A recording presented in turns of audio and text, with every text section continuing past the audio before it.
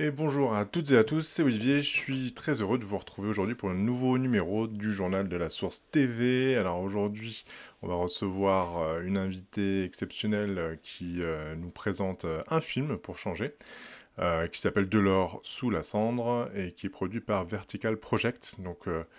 J'ai hâte de lui poser toutes mes questions et de vous présenter ce film qui vraiment ne m'a pas laissé indifférent, c'est le moins qu'on puisse dire. Juste avant de démarrer l'interview, je voulais vous faire une petite présentation, si je puis dire, des livres que je suis en train de lire en ce moment, parce que je ne sais pas si je pourrais tous vous les présenter, mais en tout cas, ils sont tous aussi intéressants les uns que les autres. J'ai reçu donc ce matin même Au-delà de Julie Ewa, qui est une expériencieuse de sortir hors du corps. Vous savez que c'est une thématique qui m'intéresse beaucoup. Elle est également, comment dire, cofondatrice du groupe des expérienceurs de la conscience, qui est un groupe très sérieux pour les personnes qui ont expérimenté des sorties hors du corps et qui en expérimentent régulièrement. C'est un groupe de partage et à la fois comment dire, de partage entre expérienceurs, mais aussi pour les gens qui veulent savoir ce que c'est. Ensuite, évidemment, alors donc c'était chez Albin Michel, hein, Au-delà. Cyril Gaillet, notre ami Cyril Gaillet, que vous connaissez bien, qui publie ce nouvel opus qui est en fait une compilation de ses précédents ouvrages, si j'ai bien compris, plus des ajouts et des nouveautés pour faire un tome, un livre en un tome, si je puis dire, plutôt que d'en avoir deux ou trois. Vous avez ici, donc chez Anamnesia Édition, le prochain livre à lire si vous vous intéressez notamment aux hypnoses régressives, ce qui m'intéresse également énormément. On a déjà calé un rendez-vous que je n'ai pas pu honorer avec Cyril. C'est prévu pour après les vacances. On se retrouve là-dessus très bientôt. On m'a envoyé également cet ouvrage ici aux éditions Jouvence, Le jeu des possibles, de Bénédicte Lacapria. Donc pareil, ça fait partie des livres que j'ai sur ma table de chevet et que je vais essayer de lire avant la fin de l'année. Très vite aux éditions JMG, l'enquête sur les lignes des quatre éléments. De Jean-Paul Bardou, voilà. Ça m'a l'air très très intéressant quand on s'intéresse notamment aux énergies telluriques, à la géométrie sacrée, vous savez, sur le globe et toutes les axes sacrés qu'on peut retrouver un petit peu partout, notamment sur les sites sacrés, puisque évidemment les anciens ne construisaient pas leur temple n'importe où. Et donc c'est une lecture qui s'annonce passionnante. J'ai également aux éditions toujours JMG Dominique Vallée, Le long chemin. Alors ça c'est pareil, ça fait un moment que je veux le lire et que j'ai pas encore le temps, mais je voulais quand même en parler parce que j'espère bien le lire pendant les vacances aussi. Et puis pour terminer, aux éditions aux éditions Le Lotus et l'éléphant, on s'y perd un petit peu, le thème astral à créer de Laurence Luminastro, que je compte bien étudier également en profondeur, d'autant qu'il y a énormément de ressources à l'intérieur qui permettent de créer son thème et d'en savoir un petit peu plus sur l'astrologie, puisque j'ai quand même certaines lacunes là-dessus. Voilà, voilà. Et bien, je vais pouvoir commencer cette interview. Juste avant, le journal de la source d'octobre est sorti, bien entendu, avec un numéro, un édito spécial sur l'incarcération d'un ancien président. C'est triste. Et en même temps, c'est très révélateur de notre société et de ce que nous avons à travailler. Voilà, je vous rappelle que le journal de la source, vous pouvez l'avoir en allant dans la description, en vous inscrivant sur le lien que je mettrai à votre disposition, et avec le code Pas y croire, vous bénéficierez de 3 mois d'abonnement offert. Voilà. Tout est dit, je crois. Il ne nous reste plus qu'à accueillir notre invité pour parler de son film, et on va la recevoir tout de suite. Voilà, mon invité du jour, c'est Valérie, j'espère. Bonjour Valérie. Bonjour. Bah, je suis ravi de t'avoir aujourd'hui. On va parler un petit peu de ce merveilleux film ou documentaire. Comment on le présente alors que tu nous proposes aujourd'hui? Alors, on est parti plutôt sur un format documentaire, mais en vérité, en fait, j'allais dire, c'est comme un film aussi, parce qu'il y a vraiment voilà, une trace, j'allais dire un synopsis, bien qu'on soit parti voilà, de la substance et de l'essence en fait, des personnes pour suivre là où la vie, justement, nous amenait. D'accord. Bah, ce que je te propose, c'est qu'on regarde déjà un extrait, comme ça les gens qui nous regardent sauront de quoi on va parler pendant toute l'émission. À tout de suite. À tout de suite.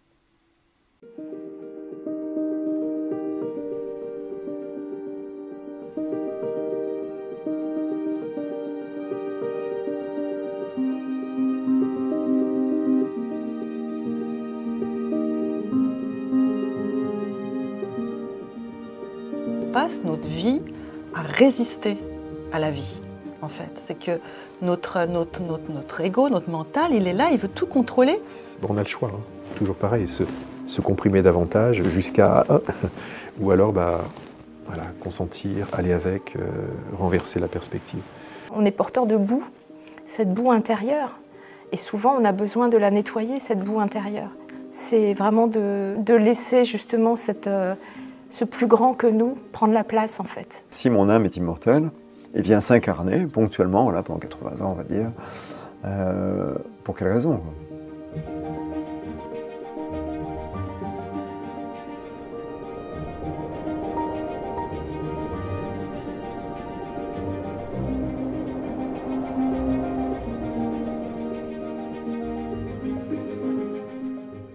Bon, bah, très bien. On peut reprendre maintenant. Bah, Valérie, merci encore une fois de m'avoir permis de voir en avant-première ce documentaire. J'avoue que il m'a pas laissé indifférent. Comme je disais, c'est extrêmement poignant. Alors, on va évidemment en discuter un petit peu plus, mais d'abord, est-ce que peut-être tu pourrais te présenter déjà et présenter la genèse du projet de ton Oui, point de vue? je suis Valérie Gesper. Alors, moi, j'aime bien, on demande toujours une bio voilà, pour expliquer qui je suis. Et perso, j'ai encore pas vraiment la réponse à ça. Je peux juste dire que je suis un peu une touche à tout. En tout cas, j'aime beaucoup créer. Et ce documentaire, alors voilà, j'anime des séminaires, voilà, et je suis principalement aujourd'hui sur l'axe de comment on fait pour passer du pouvoir à la puissance d'être. Et donc, il y a plein de choses qui sont en train de changer dans notre rapport, j'allais dire, à la vie. On se rencontre, et c'est un des sujets du film aussi, hein, cette fameuse séparation, de voir comment à l'intérieur, en fait, on fait ce retournement, retourner dans le lien, mais je pense qu'on en parlera après.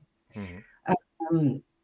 Euh, sur la jeunesse du projet, justement, en lien avec le documentaire, pour ma part, il y a eu aussi un moment d'effondrement à travers mon travail où je retrouvais plus tout à fait le sens. Je suis dans un domaine donc, qui est beaucoup dans le développement, j'allais dire, spirituel et personnel.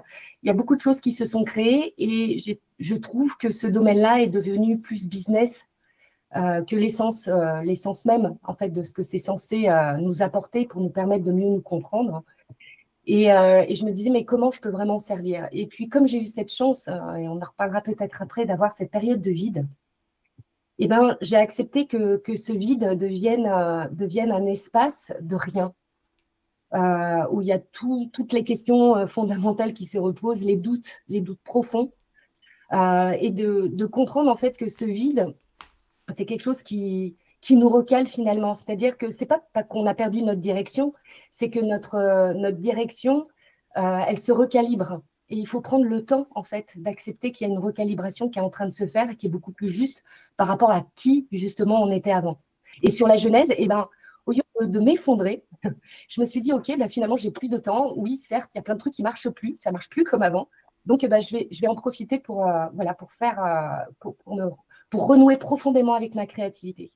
Et sur ce projet-là, c'est né simplement d'un déjeuner où voilà, je déjeunais donc avec Najib Kari, qui est directeur là, du Vertical Project. Oui. Et je lui ai posé la question, je lui ai dit, mais toi, là, en ce moment, c'est quoi l'un de tes rêves? Et il me dit, ben, j'aimerais bien un moment, peut-être un jour qu'on puisse faire des films ou un documentaire. Moi, j'avais plusieurs sujets voilà, qui me touchaient. Et j'ai dit, bah banco, on y va. Donc, il m'a regardé et j'ai dit, non, non, on y va. Je sentais, il y a quelque chose qui a vibré dedans. Je me suis dit, c'est le moment, bah, c'est maintenant. Sachant que j'ai aucune connaissance de comment on fait un film, comment on fait quoi, etc. Et là, il y a eu toutes les synchronicités qui se sont mises en place parce que je connaissais un excellent réalisateur qui faisait de merveilleuses images, donc qui est Gilles Tardy, hein, qui a réalisé le documentaire avec nous. Et on a rencontré donc Aurélie, qui naviguait là, on va dire encore par synchronicité, qui elle, est une réalisatrice déjà chevronnée, qui est journaliste également. Et ensemble, on s'est laissé sentir voilà, comment ça allait se mettre en place. Moi, je suis allée surtout avec de l'audace, en fait, pour manifester ce film. Et l'idée, dès le départ, c'était, on ne voulait pas faire un documentaire qui explique, un documentaire, voilà, même avec des sous-titrages qui expliquent un concept. On ne voulait absolument pas quelque chose de mental, mais quelque chose qui se vibre à un autre niveau. Donc, c'est ça, en fait, le départ, donc de l'audace et de croire. Et on y est vraiment allé la fleur au fusil, c'est-à-dire avec nos petites mains, une caméra et l'envie, voilà, de poser des questions pas comme d'habitude. Ouais, bah ça se ressent justement, c'est bien que tu dises ça parce que ce que j'ai ressenti moi en le regardant, c'est justement qu'on n'était pas dans le documentaire mental, comme tu dis, pour expliquer c'est quoi une difficulté, c'est quoi la résilience, c'est quoi, tu vois, le chemin et tout ça. On est en immersion avec des récits vivants de personnes qui ont traversé des épreuves parfois extrêmement dures. Des fois, c'est vraiment touchant de voir par quoi sont passées ces personnes-là. Et de voir bah, surtout leur cheminement, le cheminement en direct, quoi, comment elles l'ont vécu elles-mêmes. Et ça fait ouais, effectivement un point de vue tout à fait différent, quoi, vraiment en immersion, si je puis dire, et qu'on se prend dans le cœur directement, quoi. Oui, c'était vraiment le but, c'est-à-dire on voulait passer à quelque chose qui est, je pense, va se développer de plus en plus, c'est-à-dire qu'on arrive aujourd'hui sur des espaces où la parole mentale, en fait, ne va plus fonctionner comme ça fonctionnait avant, c'est-à-dire qu'on ressent, en fait, la vibration et qu'est-ce qui vibre vraiment derrière. C'est-à-dire que lorsqu'une personne parle, et je pense qu'on le ressent assez bien dans le documentaire, ça vibre parce qu'il y a tout le vécu. On ne peut plus pipoter comme on faisait avant, on peut manier plein de concepts de façon extrêmement intelligente, etc. Mais qu'est-ce qui reste? Et ce qui reste, en fait, c'est la vibration de comment ça a été transmis, vécu, parce que la parole, elle est habitée véritablement. Et c'est ça qui nous intéressait, en fait. Voilà, Ce qui est fou, c'est que vous ayez réussi à le faire, hein, parce que c'est toujours difficile quand on travaille avec d'autres personnes d'être d'accord sur ce qu'on veut faire et comment on va le faire, etc. Mais là, vous étiez tous alignés, quoi. Alors, c'est ça. Déjà, le chiffre 3, ce n'est pas évident. Voilà, quand on travaille ensemble. Et là aussi, pour nous, ça a été une aventure vraiment, j'allais dire humaine, parce qu'on avait ce point de rencontre. Donc, moi, je connaissais déjà Gilles. Et avec Aurélie, aussi, de par ce qu'elle avait vécu, bah, tous les trois, on était déjà dans quelque chose, on a senti tout de suite qu'on était au service de plus grand. Mais pas dans les you-you, on va faire quelque chose d'extraordinaire. Pas du tout. C'est juste que on a tous les trois, en fait, on a assez, chacun dans les concepts, enfin, on navigue dans ce milieu-là depuis un petit moment. Et on voulait justement sortir de tout ça. Et de pouvoir travailler d'un point de vue, c'est-à-dire être valeur d'exemple aussi, enfin, en exemplarité. Et dans la façon de travailler, eh bien, en fait, tous les trois, on s'est rencontrés à cet endroit où il y a plus cette faille narcissique. Alors, on a toujours des choses à travailler, ça, il n'y a aucun doute là-dessus, mais on a pu partir de l'endroit où vraiment il y avait cette motivation, et une des motivations premières, c'était comment on peut faire du beau, comment on peut transmettre cette beauté de la vie, montrer à quel point, effectivement, tout dépend du regard qu'on pose dessus, et je pense qu'aussi à travers les images, ben, on peut capter aussi cette poésie de voir que c'est tout petit rien. C'est bien de savoir de dire que ouais, on peut s'émerveiller pour un lever de soleil ou quoi que ce soit. C'est pas pareil de le vivre en direct et de prendre le temps. Et dans le documentaire, je pense qu'il y a ça aussi qui transparaît.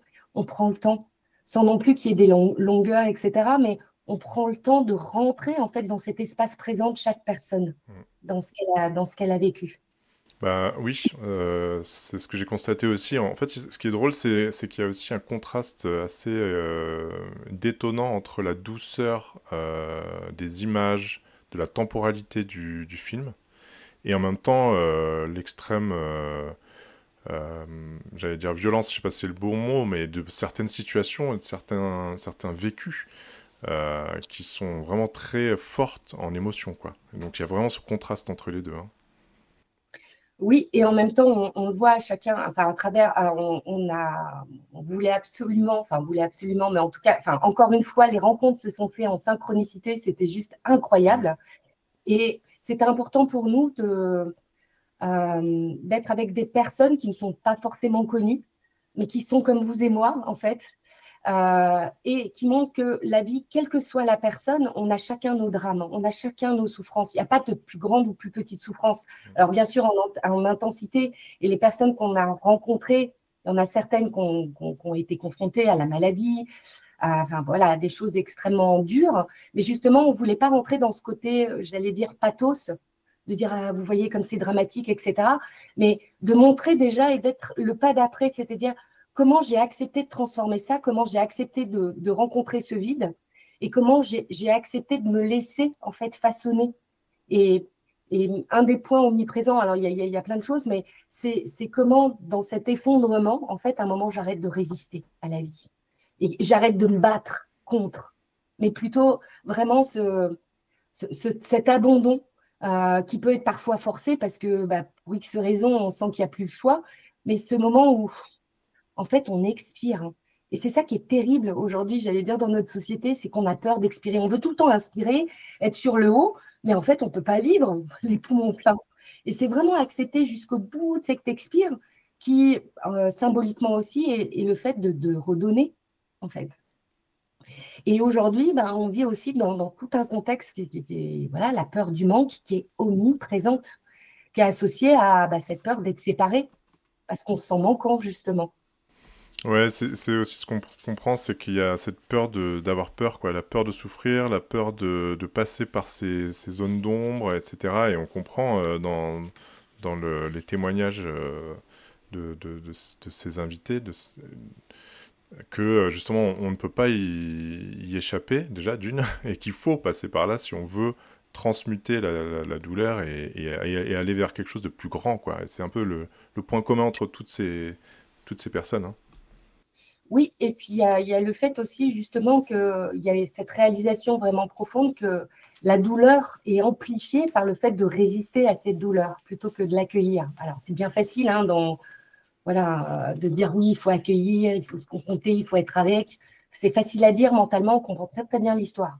Mais quand on le vit, c'est autre chose. Mm. C'est complètement autre chose. Et c'est justement, en fait, d'arriver à faire ce pas et d'être dans l'action. C'est-à-dire, c'est une action d'accepter de se mettre en réception plutôt qu'en émission, en voulant encore contrôler de comment je peux limiter la casse, comment. Non, c'est accepter cette vulnérabilité et accepter cette impuissance, en fait. Et s'en remettre à plus grand. Et s'en remettre à plus grand. Donc, c'est vraiment mettre. Euh, je suis désolée, c'est vraiment mettre un genou à terre, c'est-à-dire, et c'est exprimé à travers Isaris, qui est la personne qui enseigne aussi la danse soufie, qui explique c'est comment la tête abdique vers le cœur. Et comprendre que c'est pas, voilà, être dans le contrôle, c'est être à contre-rôle. Et c'est encore essayer à travers nos identités de jouer des rôles. Alors qu'il y a un moment quand vraiment on abandonne ça, pardon, il y a cette légèreté qui arrive. Voilà, et on peut véritablement se poser à l'intérieur et enfin pouvoir faire cet expire. Laisser partir. Alors, voilà, c'est vraiment de cet endroit-là, en fait, qu'on voulait partir pour après, justement, montrer que voilà, c'est pas un film sur la résilience, hein.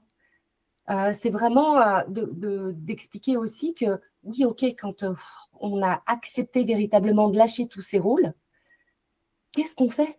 Comment on agit? Comment on devient vraiment, j'allais dire, co-créateur avec la vie, que plutôt que de la subir et d'être tout le temps en mode automatique, parce que moi, mon Dieu, mon drame, c'est ça qui m'est arrivé. Et encore une fois, je le répète, il n'y a pas de petit ou grand drame. Et autre point qui me semble vraiment important, parce que la question vient souvent, est-ce qu'il faut nécessairement souffrir pour grandir?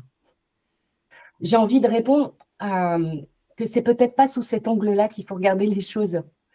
parce qu'en fait, tout dépend du niveau de conscience, j'allais dire, et du regard qu'on porte. Parce que plus on va se dénuder, plus on va vers cet inconnu de nous-mêmes. Et bien, quelque part, l'idée, c'est que, en fait, de comprendre que la vie est pleine d'opportunités. Si on saisit cette opportunité quand ça arrive, c'est-à-dire qu'on a au début des messages avant qu'il y ait, par exemple, des grandes maladies ou des choses comme ça, il y a plein de messages qui arrivent. Et si on comprend que ce qui peut, pour notre ego, sembler un drame, est une merveilleuse opportunité et qu'on dit oui, plutôt que de dire non tout le temps, qui ferme, qui enferme, eh bien, à ce moment-là, quand il y a quelque chose qui arrive, et en fait, c'est tout l'enjeu, c'est d'arrêter de rentrer en phase soit automatique, soit dans le déni, soit dans la fuite de là-haut, de dire ah ben, je m'en remets à plus haut, tout va bien, ça va faire pour moi. Non, non, ça demande notre participation active. Et quand on en est là, eh bien, en fait, il n'y a plus ce côté je vais contrôler, je vais voir, etc. Je fais ma part. Et ma part, c'est de m'asseoir et d'apprendre à revenir en soi. Et pas de partir dans tout ce qui va me faire peur. C'est de s'asseoir avec ses doutes et arrêter de se juger, de dire mais mon Dieu, je ne devrais pas vivre ça, pourtant je fais tout comme il faut, etc. Ce n'est pas la question. La vie, elle n'est pas là pour dire toi tu mérites, toi tu ne mérites pas. Ça n'a rien à voir avec le mérite. C'est simplement cette capacité à revenir à la conscience, de se poser là et de dire tiens, il se passe quoi? Il se passe quoi au niveau de ma tête, de mon cœur et de mon corps?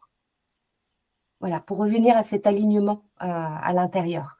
Donc, tout dépend quelle est la posture que je vais adopter, en fait, face à ce qui arrive. Et c'est ça dont il est question.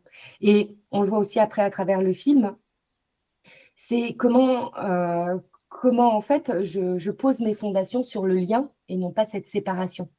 Et donc, je vois déjà aussi les liens qui sont là tout autour de moi, que ce soit mes proches, mes amis proches, mais qu'est-ce qui véritablement me nourrit en profondeur, c'est-à-dire là où il y a cette vie et ce vivant. Et pas là où il y a le manque, où il y a la comparaison, tout ce qu'on veut, en fait. Oui, parce que dans tous les témoignages qu'on a dans le documentaire, alors je rappelle, je l'avais noté dans le journal de ce mois-ci, on a parmi les invités, il y a Frédéric Lemarchand, Laurent Gounel, Marc Vella, Sylvie Détiola, Fabienne Raoul et d'autres qu'on citera dans la description de la vidéo. Donc c'est autant de témoins qu'il y a d'histoires de vie finalement, avec autant de difficultés dans la vie. Donc je trouve que c'est important de rappeler que déjà tout le monde a ses épreuves dans sa vie. En fait, on a tous notre lot, quoi. Et c'est un petit peu comme si on venait avec nos épreuves et que c'était à nous. C'était pas une question de savoir si on allait en avoir ou pas, mais c'était plus savoir comment on allait les gérer, quoi. Et donc là, on a tout un éventail, un panel de témoignages qui nous expliquent. Alors des fois c'est du burn-out, des fois c'est de la maltraitance, des fois c'est la maladie grave, enfin voilà, il y a vraiment un peu de tout. Comme tu disais, s'il n'y a pas d'échelle de douleur, ça peut être parfois des petites épreuves qui nous renversent, qui nous bouleversent, qui nous mettent à terre et dont il faut se relever. Et souvent, voilà, ce sont des épreuves qui nous donnent l'impression qu'elles viennent de l'extérieur, mais qu'il faut gérer de l'intérieur, quoi. C'est un peu ce que tu dis. C'est ça, et puis dans le mot épreuve, on entend l'épreuve.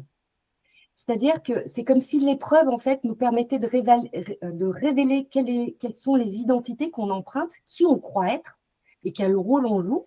Je suis la femme d'eux, j'ai tel métier, enfin, tout ça, où je me crois, enfin voilà, j'ai vécu totalement séparée de mon corps en pensant qu'il était simplement à mon service, et que voilà, et que voilà, c'était juste ma tête qui gérait ma vie. Et l'épreuve permet de révéler quelles sont les identités qu'on a empruntées, enfin pouvoir les voir pour voir qu'est-ce qui nous correspond vraiment et qu'est-ce qui n'est plus utile, qu'est-ce qu'on en retire. Et justement, l'épreuve, quand elle nous montre ces identités-là, nous montre que justement, on peut s'en détacher. C'est-à-dire qui je croyais être. Mais tant qu'il n'y a pas l'épreuve, je me pose pas véritablement la question. Je suis plutôt en automatique, en essayant, en me faisant croire que je contrôle ceci ou cela. Et c'est cette épreuve qui nous permet de relâcher cette pression parce que ça nous demande un contrôle incroyable en permanence. C'est là où ça nous permet de se détacher pour prendre du recul et réaliser en fait qu'on est cette goutte d'eau dans l'océan de l'ensemble et de toute cette matrice. Et là, à travers le documentaire, on voit aussi, il me semble, des principes fondamentaux hein, qui sont expliqués dans j'allais dire les lois initiatiques depuis la nuit de temps, quel que soit le dogme ou peu importe. Mais ces lois, c'est la loi de l'effondrement nécessaire, quelque part, qui nous est montrée aussi dans la nature, à travers les cycles, hein, comme tu l'exprimais tout à l'heure. Il y a un moment, il faut bien que la feuille, elle se détache, qu'elle se décompose, qu'elle vienne nourrir ce sol. Et puis après, comme c'est expliqué dans le documentaire, des fois, il y a des graines qui poussent plus ou moins vite de ça. Mais quel que soit l'arbre, enfin voilà, dans la nature, ça vient tout le temps nourrir l'ensemble. Et c'est ça. Et c'est de se rappeler en fait qu'on n'est pas tout seul. Et que chaque avancée de chacun intérieur contribue en fait véritablement à l'ensemble. Mais on ne peut pas réaliser ça tant que déjà on n'a pas fait le travail à l'intérieur de soi. Et à un moment, Isaris l'explique aussi, c'est bien beau de dire « Ah oui, je suis heurtée par la violence du monde », par tout ce qui se passe, alors que ce soit pour les océans, etc., etc. Oui, c'est bien. Alors, je peux me battre contre, je peux me battre pour une cause, etc., mais je suis toujours à l'extérieur. C'est d'abord cette violence, il faut que j'accepte de venir me confronter avec. Parce qu'on a appris, de par notre éducation, on est policé d'une certaine façon. C'est qu'est-ce qui se fait en société, qu'est-ce qui ne se fait pas. Genre, je sors de chez moi, même si j'ai très chaud, je ne sors pas toute nue, parce que, pour X raisons, en fait, pourtant, même moi, si je suis super à l'aise, voilà, j'ai été policée, il y a des règles. Mais après, c'est de sentir, il y a une différence entre j'ai intégré des règles et je me questionne par rapport à ces règles. Comment elles sont justes pour moi, c'est-à-dire pas de les appliquer bêtement, mais de questionner véritablement. Et c'est pareil par rapport au système qu'on a aujourd'hui. Et quand je parlais des lois, il y a premièrement cette loi qu'on appelle de l'effondrement nécessaire, c'est-à-dire que ce que je disais, rien de nouveau ne peut émerger si l'ancien n'a pas été désagrégé à un moment donné, s'il n'a pas pu donner toute sa substance. Et il y a des pertes qui sont inévitables, matérielles, relationnelles, identitaires, on en parlait tout à l'heure.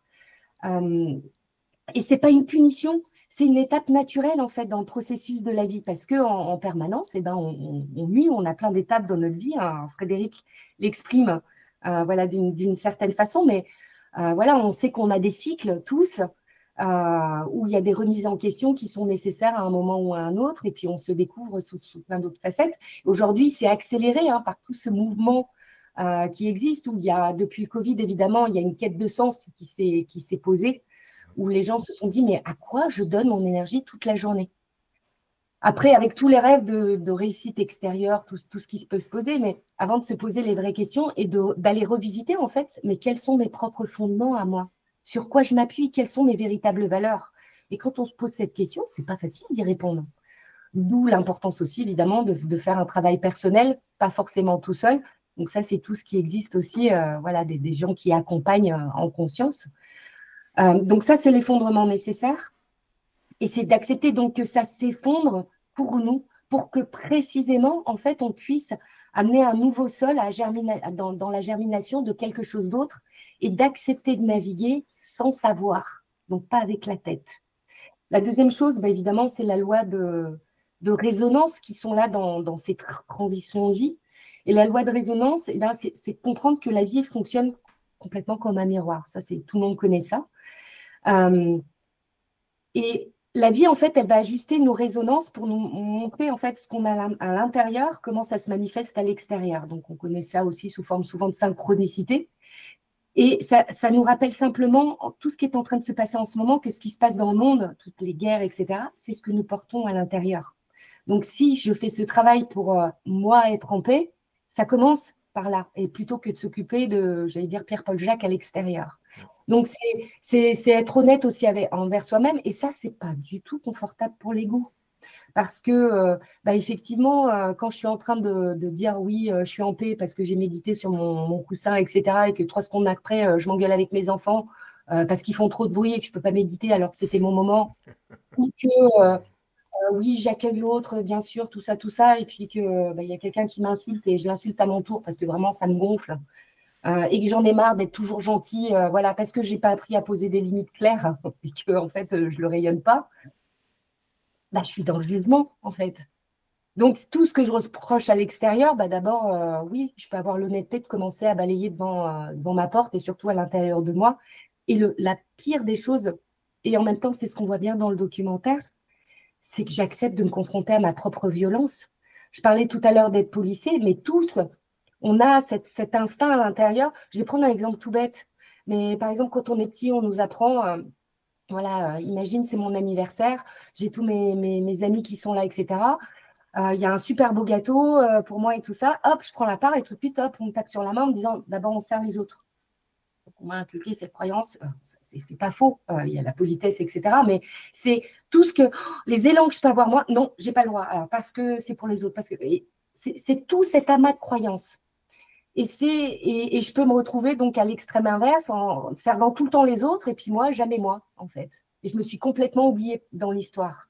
Et c'est trouver ce juste équilibre et c'est ce qu'on essaye, ce qu'on a essayé d'amener aussi dans le film, de montrer que c'est à l'intérieur de soi accepter l'harmonie des contraires. C'est de marier les opposés. Oui, il peut y avoir quelque chose de dramatique, mais derrière ça, il y a quelque chose d'absolument merveilleux qui peut émerger. Justement parce qu'on a arrêté de voir avec notre angle rétréci de comment ça doit être ou comment je pense que ça devrait être. Donc ça, c'est assez intéressant. Et puis enfin, à travers ça, on voit aussi la loi du vide dont je parlais tout à l'heure. Et que derrière un effondrement, il y a toujours une reconstruction. On voit ça aussi à travers l'histoire, à travers les civilisations, etc. Mais il y a toujours cet espace de vide. Vide, si on regarde bien, ça peut être l'anagramme de Dieu quand on reprend. Et donc, c'est trouver ce sacré en soi pour avoir cette capacité à reconnaître le sacré partout, dans la moindre des petites choses. Et ça, c'est une loi universelle, c'est-à-dire que l'espace, il doit être libéré avant que le nouveau puisse prendre racine. Et ce vide, donc je disais tout à l'heure, il est complètement inconfortable parce qu'on perd ses repères, on perd ses cadres, son cadre de référence, et le sentiment d'être, j'allais dire, suspendu, on flotte, on ne sait pas où on va, on ne sait pas comment, mais ce vide, il est sacré dans le sens où ce qui va être important là, c'est qu'on va avoir tendance tout de suite avec notre ego, quand tout s'effondre comme ça, à vouloir réinjecter tout de suite de l'ancien, retrouver ses bases. Et c'est complètement différent. À un moment, il y a Stéphane Schillinger qui en parle, où il prend la métaphore quand on marche sur la glace et que ça s'effondre. Le réflexe qu'on a, c'est de se retourner. Alors, je veux pas moi, paraphraser ses propos et la façon dont il voulait amener ça mentalement, mais ce que je voulais montrer là, c'est que lui, il l'exprime pour dire que quand ça s'effondre comme ça, le premier réflexe qu'on a, c'est qu'on se retourne, donc retournement, vers les liens qui sont solides. Et donc là, il est sur le côté des liens. On ne se retourne pas pour se raccrocher à l'ancien, pour essayer de refaire comme on a fait, mais c'est de voir quels sont les liens vraiment profonds et vivants qui sont solides. Et les liens, comme on peut le voir, c'est pas du matériel, c'est de l'immatériel. C'est comment, en fait, je peux me reposer et être complètement qui je suis dans toute ma vulnérabilité. Et la famille, les amis proches, c'est là où on accepte d'être soutenu et pas de faire tout seul et toujours tout séparé. Je vais combattre, je m'effondre complètement et tous ceux qui sont autour de moi ne sont que là pour être les spectateurs de ma dégringolade et je les prends, j'allais dire, quelque part en otage, où je m'effondre. On fait comme on peut, hein, bien évidemment, mais c'est de remettre le lien à sa juste place, quelque part. Dans le lien, par exemple, ce qui est important, je vais prendre un autre exemple, mais vous savez, par exemple, avec des amis, les vrais amis, ce n'est pas seulement ceux qui sont là quand ça ne va pas. Et souvent, il y a beaucoup de gens qui confondent voilà, ce qu'est l'amitié. C'est aussi ceux qui sont là quand on réussit, qui sont heureux pour nous quand on arrive à monter un projet, enfin peu importe, mais qui ont vraiment cet amour pour nous dire « Waouh, c'est génial » parce qu'ils partagent ça avec nous. Parce que quand on vit ça, ils ont cette capacité à recevoir aussi cette joie qui s'en dégage, que ce soit notre guérison, que ce soit plein de choses. Et ils en sont nourris. Et il y a un vrai donner-recevoir. C'est ça le lien juste dans la relation. Et pour ça, ça demande d'abord d'enlever, j'allais dire, toutes les mauvaises herbes, tout ce qui n'est pas bon, pour pouvoir avoir vraiment cette capacité de partager, mais partager en conscience. C'est-à-dire, pas que l'autre devienne ma poubelle émotionnelle, et qu'il soit juste en fait le témoin de ce que je me raconte à moi-même, mais d'être dans un lien qui est vrai. Et du coup, je reboucle avec la question que tu m'as posée au départ, avec Aurélie, avec Najid, avec Gilles, dans la façon dont on a travaillé. C'est vraiment ça, c'est-à-dire qu'à chaque fois, on s'est laissé sentir. Et sur chaque interview, on était ensemble. Euh, Même si c'est Gilles qui était par exemple aux commandes, il était totalement ouvert à un moment.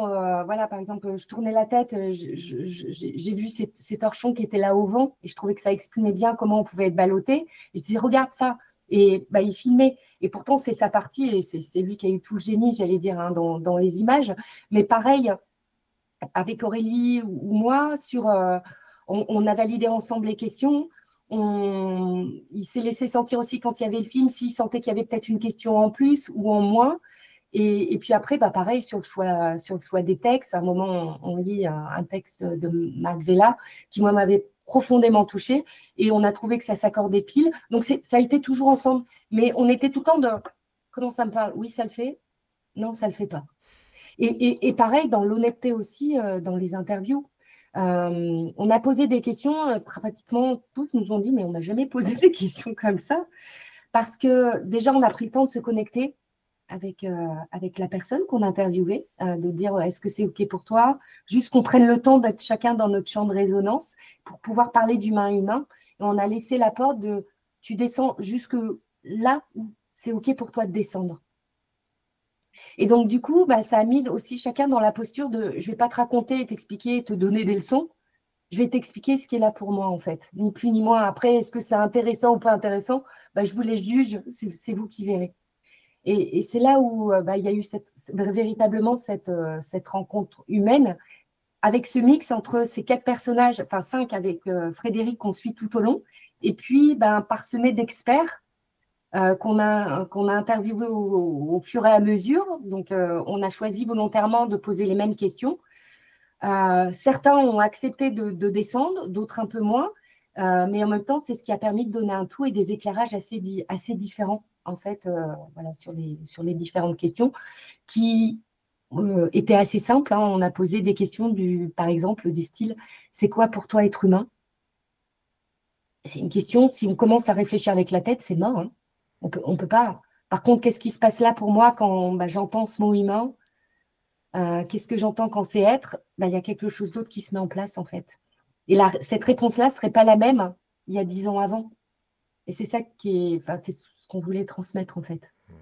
Mais déjà, le film en lui-même n'aurait pas pu, à mon avis, exister il y a 10 ans avant, parce que on arrive à un moment où le niveau de conscience global le permet. Et c'est ce que je ressens beaucoup sur les derniers films ou reportages ou documentaires qu'on a pu voir dans le domaine de la spiritualité. Avant, on était plus dans une démarche de pédagogie, quelque part.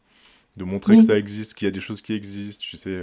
Et là, on a passé à un autre niveau avec ce film, notamment, je trouve, où on est vraiment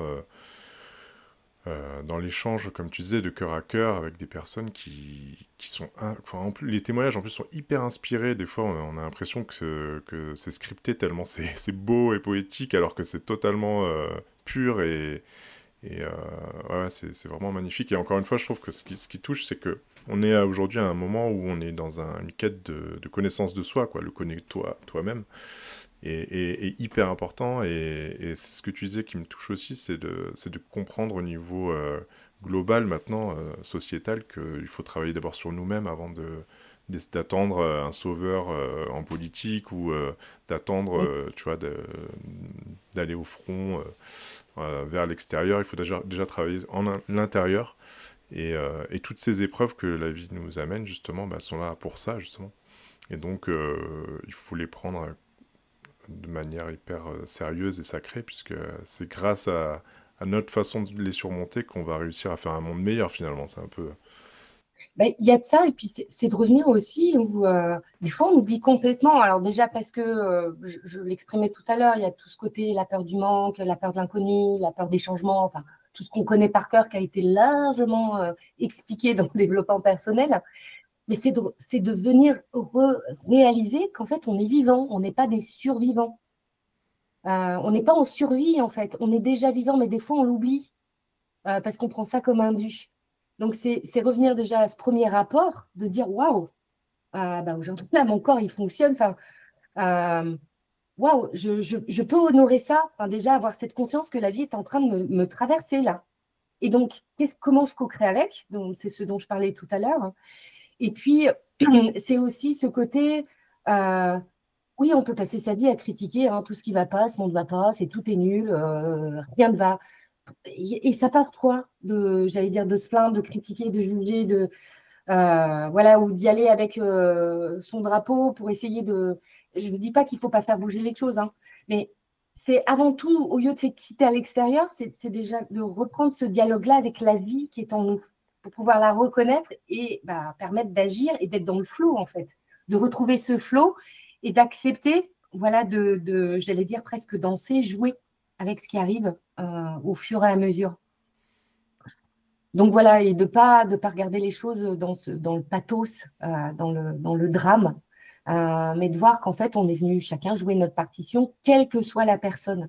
Et on n'est pas là forcément pour faire quelque chose d'extraordinaire qui sera reconnu par l'extérieur, mais simplement, voilà, comment j'apprends à vivre voilà, la façon la plus amplée et surtout le plus accord avec ce qui est important pour moi.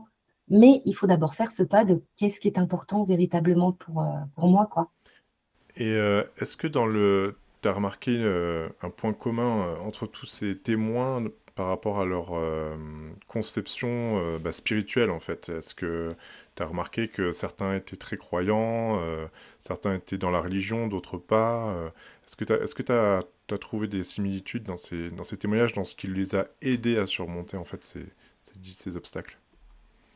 Il y avait plusieurs points de vue différents, certains très croyants, mais après, chacun en fait avec, j'allais dire, sa propre spiritualité, si on peut dire ça comme ça. Et là, on voit bien l'ère du Verseau hein, qui est en train d'arriver, où on n'est plus sous un dogme.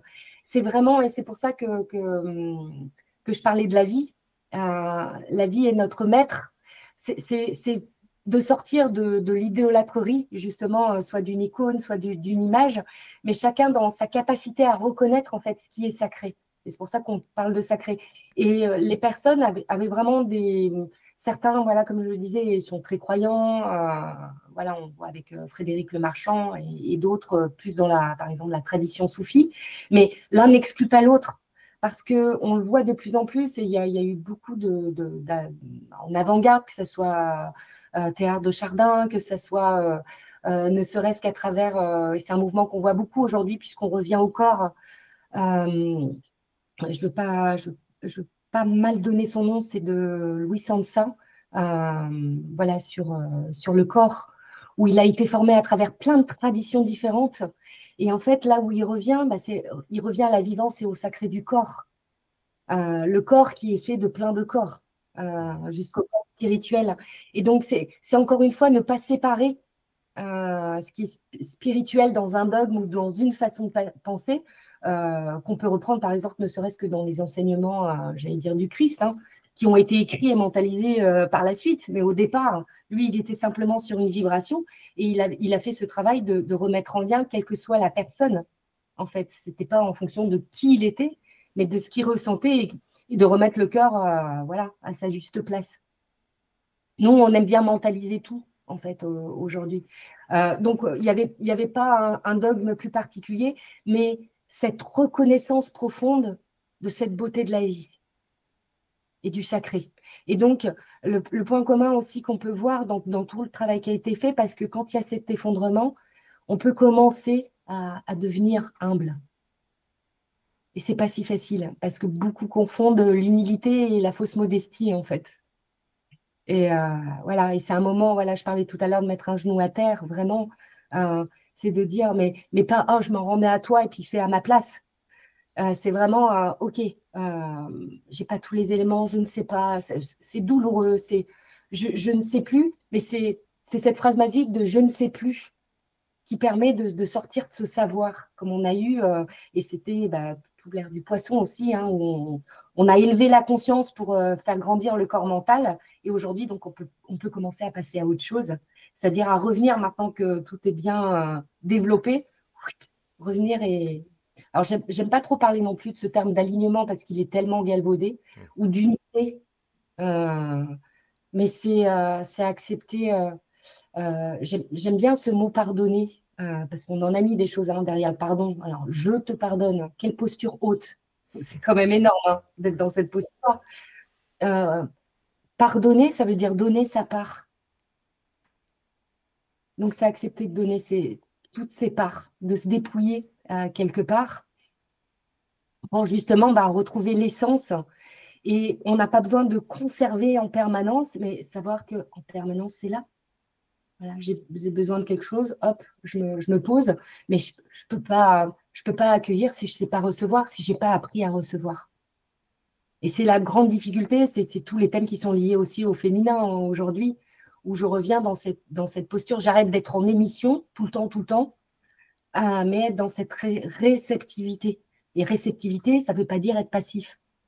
Réceptivité, c'est prendre le temps de se vide, prendre le temps de silence pour sentir comment ça vibre. Et c'est donc faire cet effort-là qui n'est pas forcément facile. Merci pour ce partage déjà. Pour en revenir sur des choses plus concrètes, comment on peut voir ce film? Parce que pour l'instant, vous l'avez projeté, je crois, en avant-première, mais est-ce qu'il sera dans toutes les salles? Est-ce qu'on pourra le voir en ligne? Alors, il y a façon de faire. En fait, l'idée aussi du départ, c'était de pouvoir créer des projections où on puisse échanger avec les personnes, puisque le lien, pour nous, c'est hyper important. Et d'amener cet échange, en fait, et puis de permettre aux gens aussi de se rencontrer. Donc, c'est un film, j'allais dire, sans budget au départ. Donc, on a avancé et on a eu déjà un soutien juste extraordinaire parce qu'on a proposé une cagnotte qui s'est terminée. Et il y a beaucoup de personnes, et c'est là qu'on voit qu'il y a un changement aussi, qui avaient envie d'être contributeurs, de créer quelque chose qui puisse servir au plus grand nombre et d'en faire partie. Et c'est une façon d'en faire partie. Et donc, aujourd'hui, on a eu le visa d'exploitation donc pour les cinémas. Et on privilégie en fait la possibilité de pouvoir… alors, c'est plus dans des cinémas indépendants pour l'instant, mais on privilégie la piste en fait de travailler avec des associations qui ont déjà des réseaux ou en tout cas qui ont l'habitude de travailler, de créer des événements pour pouvoir justement permettre cette rencontre du public derrière. Et pas juste faire une projection tout seul et puis on repart dans son coin, mais que voilà, il y a ces moments-là où après, nous, on se déplace aussi pour parler du film et puis pour pouvoir échanger avec les personnes. Donc, il y a pas mal de dates qui commencent à être posées. Il y a eu vraiment un engouement. Enfin, j'allais dire, les personnes ont été touchées et ont eu envie d'aider sur plein d'associations. Donc, il y a Bordeaux qui arrive à Mérignac, il y a Perpignan. Toutes les villes sont sur le site donc, du Vertical Project qui met au fur et à mesure le temps qu'on puisse mettre en place avec les associations. Et puis, plus tard, il y aura effectivement la possibilité de voir ça en virtuel. Mais on avait envie d'organiser ça aussi sous la forme de Zoom, c'est-à-dire où on passe le film et on puisse être là aussi pour pouvoir échanger avec les personnes parce que ça nous tient vraiment à cœur plutôt que juste de balancer le truc et qu'il ne se passe rien derrière.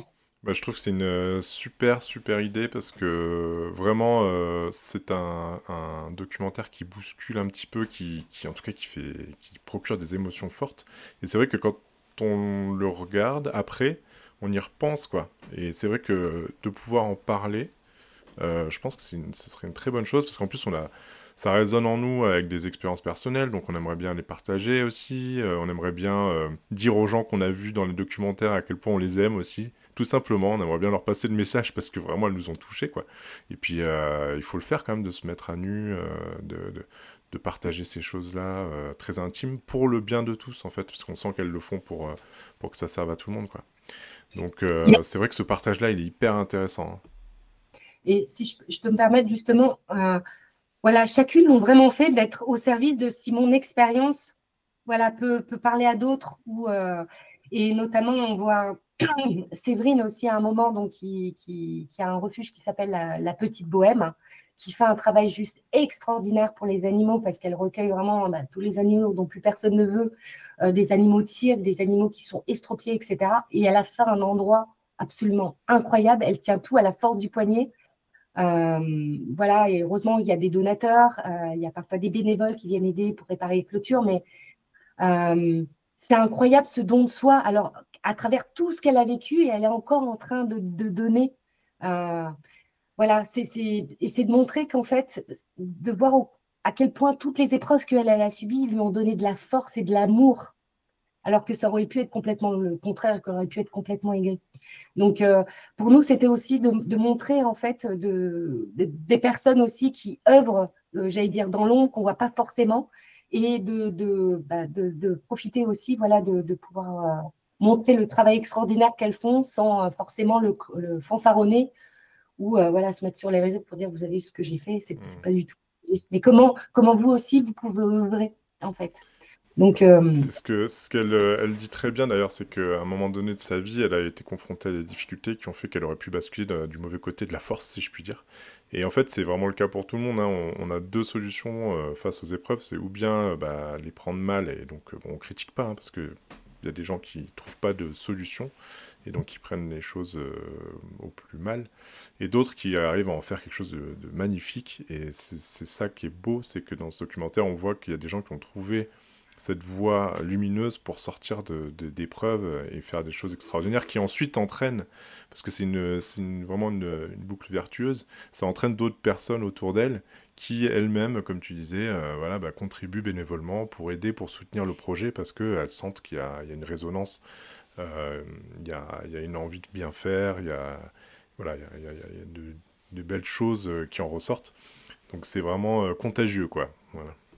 Il y a l'envie en fait de contribuer à la beauté du monde. Comment je peux faire que cette vie soit belle en fait. Donc ça, c'est vraiment le côté intéressant.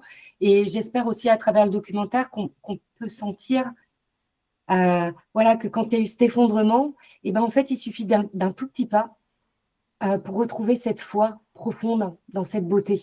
Et donc, de cultiver sa foi dans chacun à sa façon. Mais plus, du coup, on va être dans l'action après pour agir en conscience, plus cette foi, elle va grandir et plus la vie nous le rend. Et il y a un moment, il y a cette phrase que j'aime énormément d'Hervé qui dit « Mais si nous, on a un problème avec l'amour, on se rend compte que l'amour n'a pas de problème avec nous. Hein. » Mais c'est tellement vrai. Mais encore faut-il accepter de se laisser toucher et donc de recevoir cet amour. Plutôt de croire qu'il faut en donner beaucoup pour en mériter un tout petit peu. Sur les vieux programmes. Et donc, en tout cas, j'espère qu'on a pu montrer qu'on pouvait travailler ensemble dans le plaisir, parce que, comme je le répète encore une fois, ça a été aussi une aventure humaine, de rencontrer chacune de ces personnes. Ça nous a transformés, nous aussi. On n'a pas du tout fait un documentaire dans le sens de dire on veut faire un documentaire qui va réussir, qui va cartonner, etc. On ne savait pas. On s'est juste dit dans le cœur, on a envie, on va faire notre max de comment on peut faire les choses et on fait confiance. Et j'allais dire, c'est accueilli et ne serait-ce que par l'interview aussi que tu nous proposes, Olivier, pour nous c'est juste énorme parce que on sent que ça touche et que en fait on est chacun porteur de ce type de projet-là et que ça peut amener aussi à d'autres projets qui peuvent arriver derrière ou de donner envie aussi à des personnes de s'y mettre et de contribuer. Ouais, chacun à son niveau, on peut faire quelque chose, quoi. En tout cas, on mettra les liens sous la description. Je recommande aussi, pour les personnes qui ne connaîtraient pas encore, d'aller voir Vertical Project, parce qu'ils ont beaucoup d'expériences réussies dans le domaine de l'élévation de la conscience, on va dire, et puis d'aider leurs lecteurs et leurs spectateurs à cheminer. Et donc ce film fait partie de cette démarche-là. Et bon, moi je les suis depuis très longtemps. J'adore le travail de Daniel Robin et Najib Khari.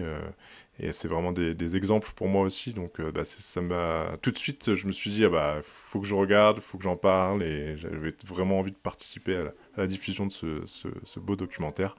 Et comme tu dis, je pense que c'est une première. Et j'espère que ça fera des petits, quoi. Oui, sachant que justement à travers Vertical Project, en tout cas, le point de départ, c'est toujours comment je développe la conscience, mais surtout comment je permets à chacun d'avoir de la connaissance, parce que c'est important aussi, mais pas de rester à ce niveau-là, mais comment j'apprends au fur et à mesure à développer mon discernement. Arrêter d'être tout le temps en pilote automatique, mais voilà, comment moi, avec les différentes informations, comment je les remets en cause aussi, ces différentes informations. Et c'est ce qu'ils font, en fait, à travers l'éclairage de plein de personnes. Et notamment là, justement, sur Lyon, il y a bientôt un événement au mois de novembre sur le corps, avec plein alors, beaucoup d'intervenants féminines pour cette fois-là, parce qu'on avait envie aussi d'amener ce côté-là, de montrer justement la puissance de la douceur, hein, avec plein d'angles différents. Il y a Audrey Fella notamment qui intervient, et surtout, et ça c'est la marque de fabrique qu'on a voulu aussi montrer dans le documentaire, c'est comment on est en train de vivre une expérience pendant l'événement, c'est-à-dire que l'événement, il est expérientiel aussi, et c'est ce qu'on a humblement essayé de transmettre dans le documentaire, c'est ce que tu disais tout à l'heure, où juste après la projection, en fait, nous, on a été étonnés parce qu'on voulait échanger avec les gens, et sur le départ, les gens étaient comme ça. Et on a demandé, on dit, non, mais en fait, ce qui se passe, c'est que ça m'a fait comme un film soin. En arrière-plan, il y a quelque chose qui chemine, j'ai besoin d'un temps d'intégration et je vois déjà qu'il y a des phrases qui me reviennent, ça vient me percuter. Donc voilà, c'est ça, c'est le but, c'est que ça agisse aussi à d'autres niveaux pour que chacun, dans sa façon, puisse après cheminer avec et prendre ce qu'il a à prendre voilà, à l'intérieur. Ouais, ça fonctionne carrément. Donc, vraiment, je recommande, si vous avez autour de chez vous des associations qui pourraient organiser une projection, n'hésitez pas à aller sur le site Vertical Project et puis vous rapprocher d'eux et puis organiser ça, puisque vous aussi, vous pouvez contribuer finalement à ce que ce documentaire soit vu par le plus grand nombre, quoi. Écoute, Valérie, je crois qu'on va arrêter là parce on approche de la fin. Si tu veux dire un mot de la fin quand même avant de nous quitter. En tout cas, moi j'ai été ravi d'avoir cet échange avec toi. Et puis je remercie encore les personnes qui m'ont permis de voir le documentaire. Et je pense que ça doit être encore tout autre chose de le voir en vrai dans une grande salle aussi. Ça doit être vraiment super intense, quoi. Oui, hein, d'autant plus, comme tu l'as vu, il n'y a pas d'IA, on voulait que des images vraies, voilà, pour que ça soit immergé dans notre quotidien.